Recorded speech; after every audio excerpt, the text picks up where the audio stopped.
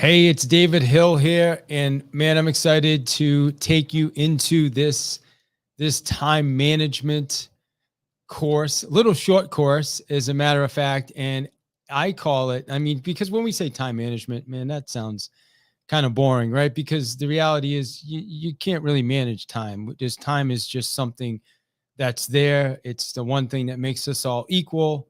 It's the one thing, doesn't matter how wealthy you are or how successful you are, we still all have the same amount of time in our days. So what I'm going to share with you are 4 simple strategies that are going to help you make the most out of the time and be the most productive with the time, and also get the most fulfilling life. That's really what this is about today, is having not just success, not just wealth, but fulfillment in your life. So let me go through these 4 strategies. I'm going to share. And if you guys want to join me, I am streaming in Clubhouse, but I'm also on StreamYard, and this is going to be live on LinkedIn, Facebook, as well as my YouTube channel, which you can find me on any of those. Just go to David I. Hill. All right. So again, the 4 simple strategies to get control of your life and your schedule. And the 4 strategies, it almost sounds too simple, right? So we're talking about number 1 is set it. So we're going to set it, and we're going to get into what that means in a minute. The next one is going to be plan it. All right, we're going to plan. Okay, planning, it takes planning. Okay, once you set something, it takes planning. We're going to block it. Means we're going to time block. We're going to put together a calendar, and we're going to show you how to time block. And then finally, we're going to protect it. We're going to protect our time. And once we go through all 4 of these, you're going to understand exactly what I'm talking about. A lot of these, I'm going to give credit to the One Thing book. I am a certified trainer for the One Thing book by Gary Keller, and that is where I learned a lot of these strategies. So let me jump into the first one, which is set it. And what we're talking about is, first and foremost, is standards. I remember it was 2009. From the moment I opened my eyes in the morning, like the first thing I did was I looked at my phone. That was the first thing. I was in my phone. I was dealing with people's email. Like I was reading people's emails from the night before. I was looking at texts. I was literally consumed by my real estate business, and I was consumed by other people's requests of what they wanted from me. And, I was starting to just hate. I'm going to use the word hate. I don't like to use the word hate, but I'm going to use the word hate. I was starting to really hate, or at least dislike at a really high level, the business that I had loved for so long, and the business that I had been doing for around 7 years, and was making more money than I ever made in my life. But I had zero control of my time, and I had zero control of my schedule, and I was not satisfied or fulfilled. And I remember John Alexandrov was my first, business coach that came into my life. And the office I worked for back then, he must have knew how stressed I was, because, he had John come in to teach a class, and I didn't even go to the class. Like, I skipped the class because I didn't go to hardly any classes back then, because I didn't have time to do anything. But what he did was, after the class, he actually brought John to my office and said, "Hey, I want you to meet David." And he introduced us. And I ended up having lunch with John a couple of days later, and I ended up hiring him to be my coach. And it was the first time I hired a business coach. And honestly, I wrote a check for $17,000 to hire John, which was a ton of money back then. But I'll tell you that one of the first things we worked on, first and foremost, was setting standards. And that's why I'm going to set it as the first thing. The first thing we had to do to get control of my schedule, my time, my career, everything I had going on, was I had to set some standards for myself. Okay, I had to set the standards. I had to set a time. Okay, this is the time that I'm willing to be available for people. Okay, this is the time that I'm willing to take phone calls. This is the time I'm willing to actually, talk to people, take requests, show properties, whatever I was doing back then, go on appointments. This is the time I set standards. This is the time that I'm going to go to bed going forward. These are the times I'm going to wake up. This is the time I'm going to to answer my phone, or even, with my assistant. I had to set standards with my assistant. So the first thing we're talking about is just simply setting standards. And it really can start with the first standard is to make a decision on, what your job's going to look like, your career, or the standards you're going to set for yourself. And once I did that, the next thing I had to do is I set a standard of what time I was going to wake up in the morning. Now, back then I was sleeping till, I don't know, 7:30. And I thought that was pretty early. I mean, relatively it was compared to what I was doing years before. I had a 9 to 5. I worked for a publishing company, and I'd get up at 8:30 and roll into the office by 9, and I changed that. And, I wanted to change it. So, I was getting up a little earlier, but again, first thing I was in my phone. So I set standards now.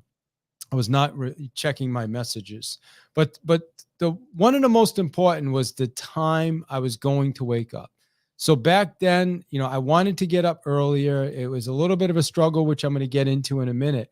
But the first thing I had to do is I had to set a standard on what time I was going to wake up. And I made a decision, you know what? I'm going to get up at 6:30. Okay, I'm getting up at 7:15 now. I want to get up at 6:30.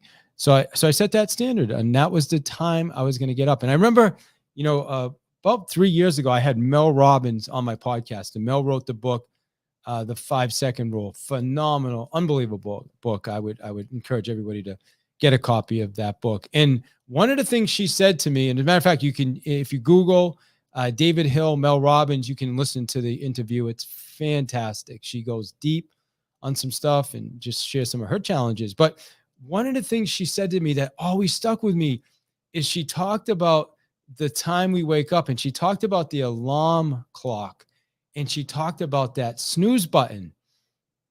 And she said, when you hit the snooze button, you are essentially giving up on the first goal you set for the day. I want you to think about that.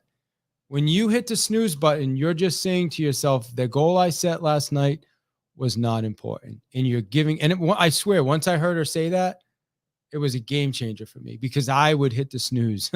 My clock would go off at 7. I'd hit the snooze 4 times and get out of bed at 8.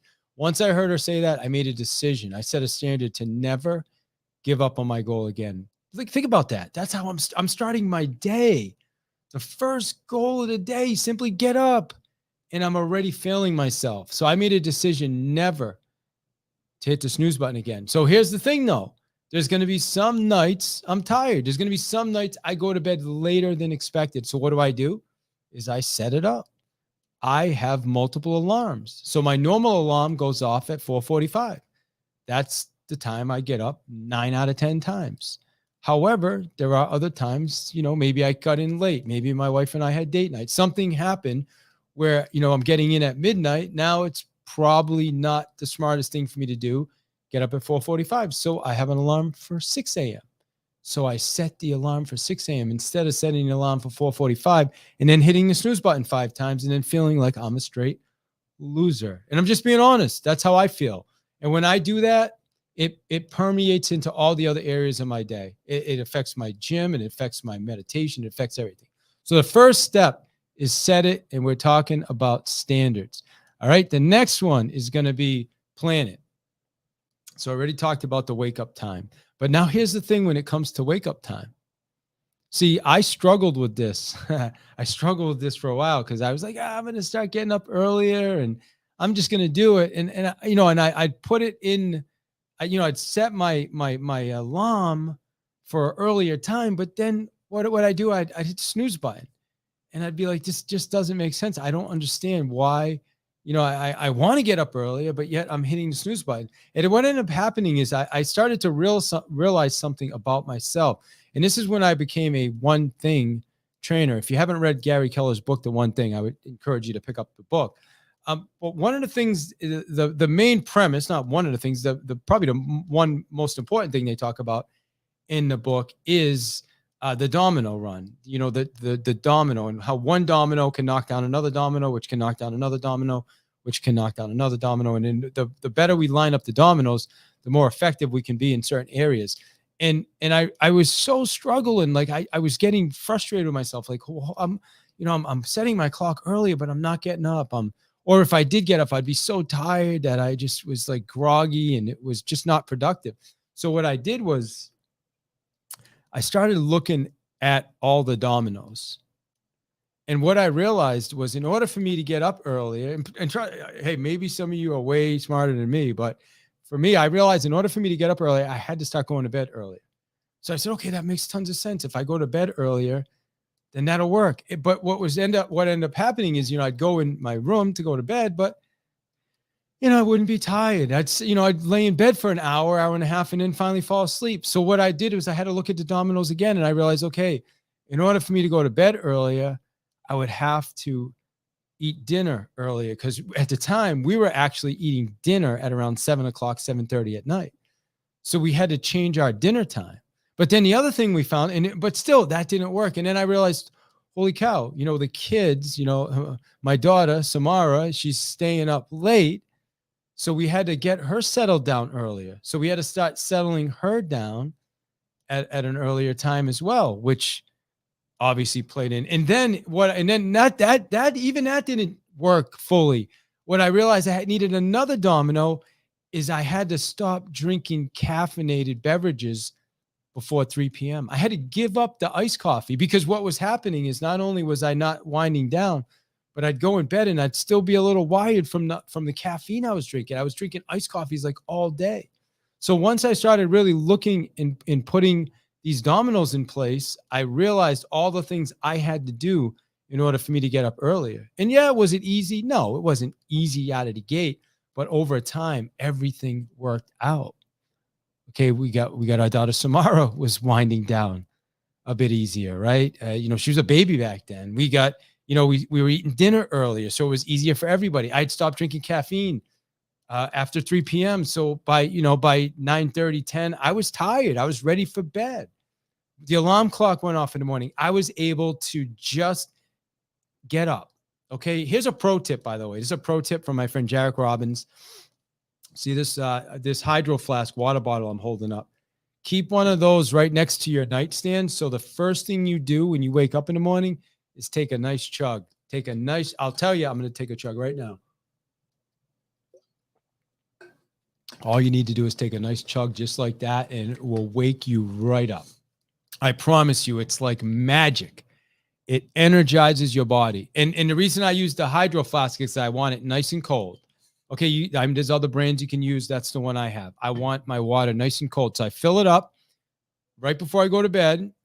By the way, I start winding down and getting ready for bed around 9:30, and I put it on the nightstand so it's there. As soon as I wake up in the morning, I'm going to grab that and I'm going to chug it down. Besides the fact that I have dry mouth and it just energizes my whole body. It's just amazing. So there's a pro tip from my good friend Jarek Robbins. All right, so I hope you guys understood that domino run on how I personally was able to start getting up earlier. So now we're going to jump to the next one, which is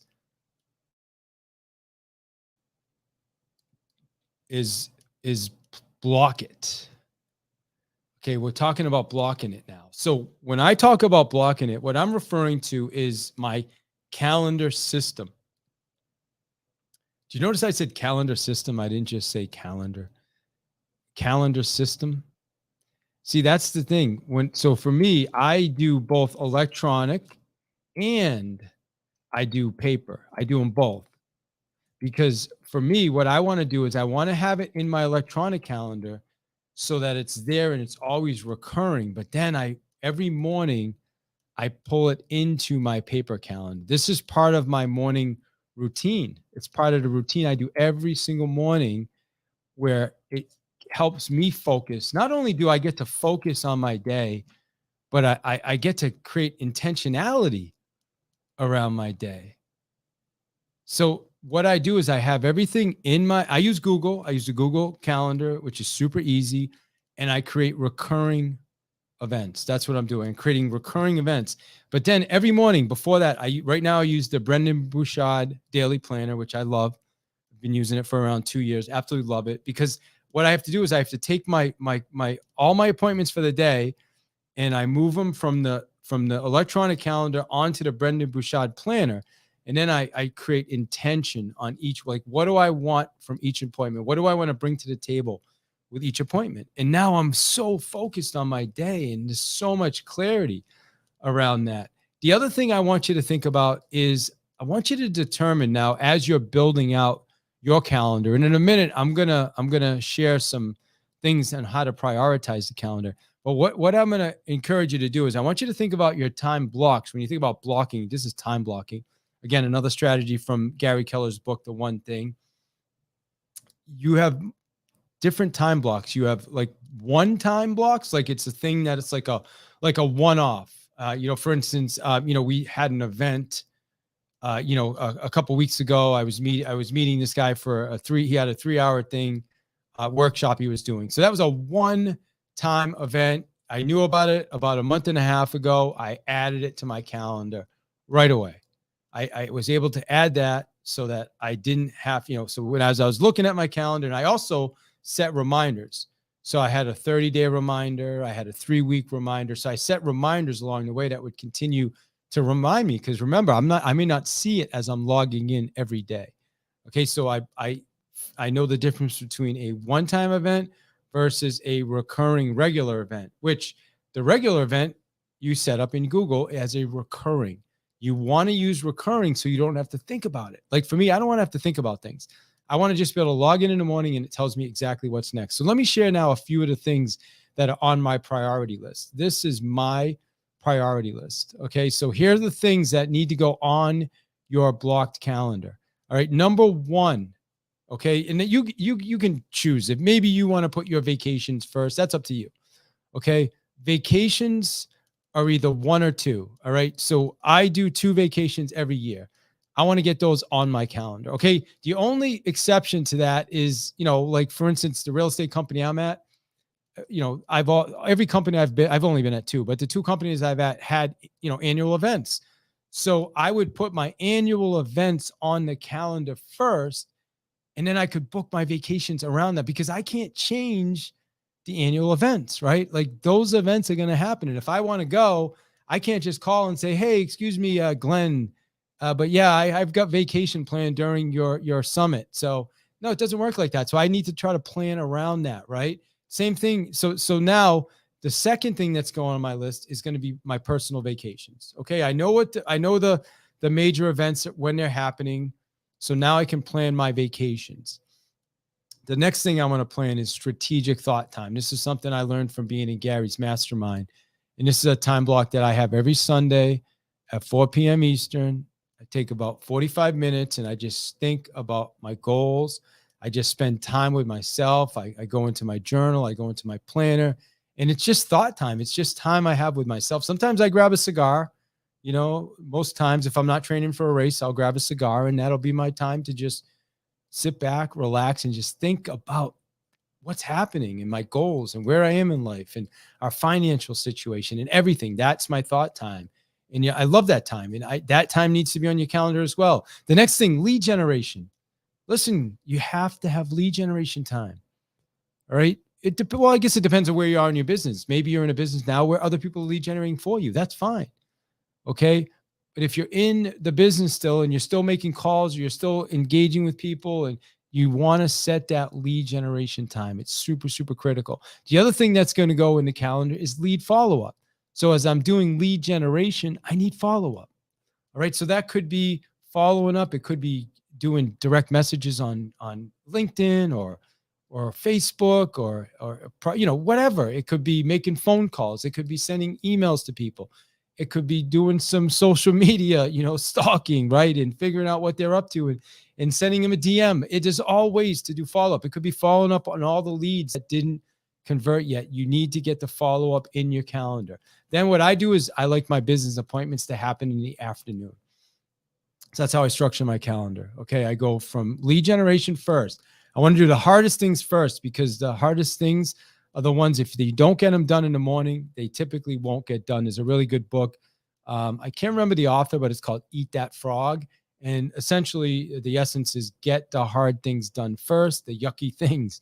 So the lead generation, get it done first, get it prioritized, right? Next one, lead follow-up. And then I want to go on appointments in the afternoon. Another thing I want you to add to the calendar is date night. Date night. Listen, date night is critical, really, really important. That time with my wife. I mean, we date night once a month. It's not every week now, but it's once a month. And we we take that time serious. So date night should be on your calendar. The other things that need to be on your calendars for me, and my daughter I bring my daughter to karate every Tuesday. So that's on my calendar. Okay. My kids' events, karate. We have Penelope that's in dance.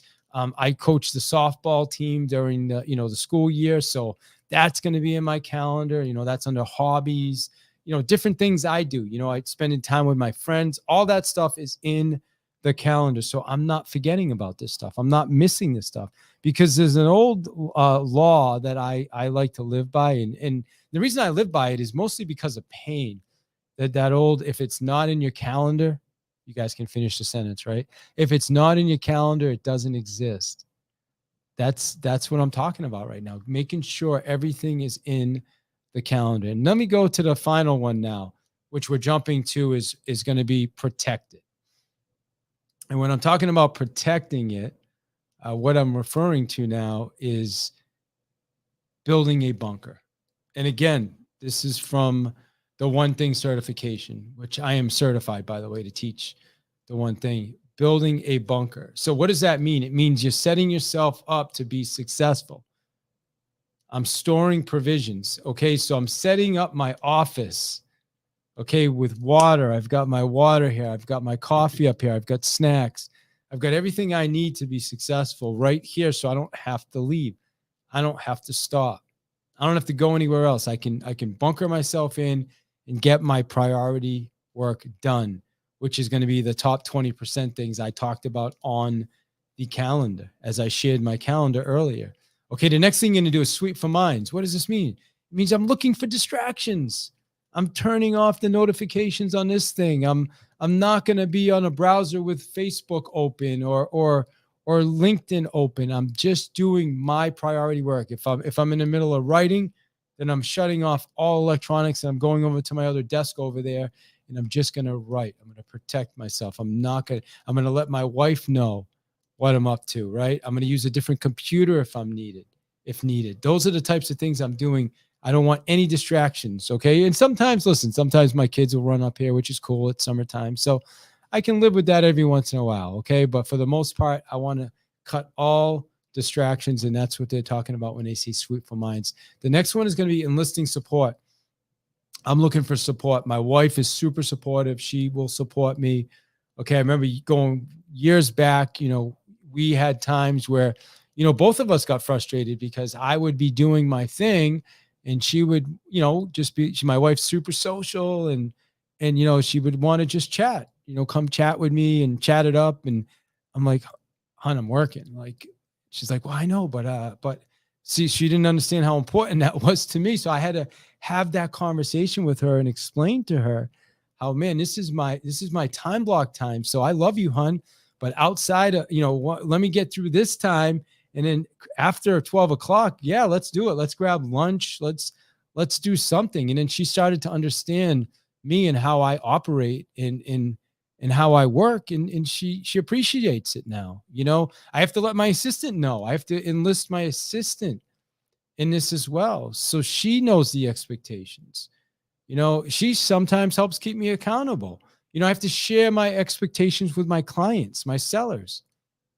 Right, to sellers, hey, I just want to let you know, I return phone calls, after 11 a.m., unless we're in a negotiation or something, but I want to set expectations with them as well. It's critical. And then the fourth one is I enlist accountability. And hey, for you guys who don't realize it, we're actually streaming live on StreamYard, on LinkedIn, YouTube, and Facebook. That's the link up top is for LinkedIn if you want to join us on LinkedIn. And so the fourth one is the accountability. And for this one, I like my coach. I always want to let my coach know what my goals are for the day. And I want him to hold me accountable on our weekly calls, asking me how I did with my appointments. Also, my kids, you want to be held accountable? Let your kids know. Your kids will be happy to keep you accountable. Okay. Also, your wife, your accountability partner, if you have one. So let me share another pro tip. There's another pro tip I use. I know myself, you may be better than me, but I use a 45-minute sand timer. It's a 45-minute timer. And what I do is I'll use the timer and I flip the timer and I won't do anything else for 45 minutes. Then once it's done, that's when I can, I'll take a break. I'll maybe use the restroom. I'll just relax, vent for a minute, right? Just kind of wind down, breathe, whatever. So sometimes I'll use it in my meditate. So I like 45-minute blocks. That's what I'm really good at personally. Like I can stay super focused for 45 minutes, and then I need some kind of a mental break. So that's why I love the sand timer. I got one. Oh man, it was right here. The one I got, I just went on Amazon. It was like $15, and it's 45 minutes. You can get them for an hour. You can get them for less time, but that's the one that works really well for me. So I do everything in 45-minute chunks within my time block. So that's my schedule. That's my calendar. So let me share again the 4 simple strategies here. So this is not, like I said, this is not complicated. That's why I said the 4 simple strategies. So number 1 is set it, so we're setting standards. We're setting goals. Number 2 is plan it. And when I say plan it, I'm saying plan to win. Plan to win. My old accountant used to say, if you're not planning to fail, if you're not planning to win, you're planning to fail. But if you're not planning to win, you're planning to fail. And just to back up with the set it, that I'm going back to the alarm clock, because I know some of you guys weren't here when I started this, but the first thing I talked about is the most important goal of your day is going to be your alarm clock, the clock that goes off in the morning. We can't ignore that. That's the most important goal of the day. So figure out what time you're going to be 100% committed to getting up, and never hit that snooze button. Make that first commitment for yourself. Make that standard. Then plan it.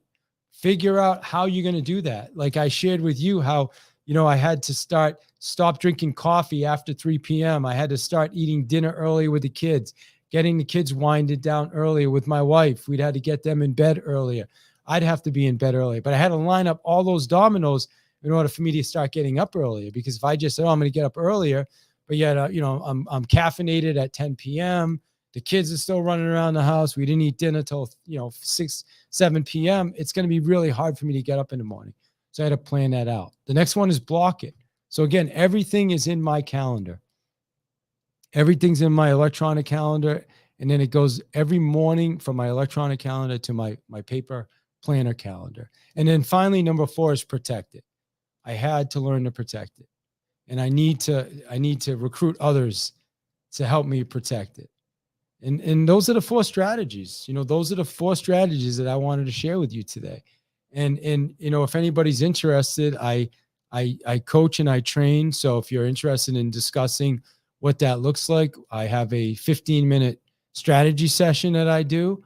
You can go to schedule.pathtomastery.net. If you would like to jump on a strategy session, feel free.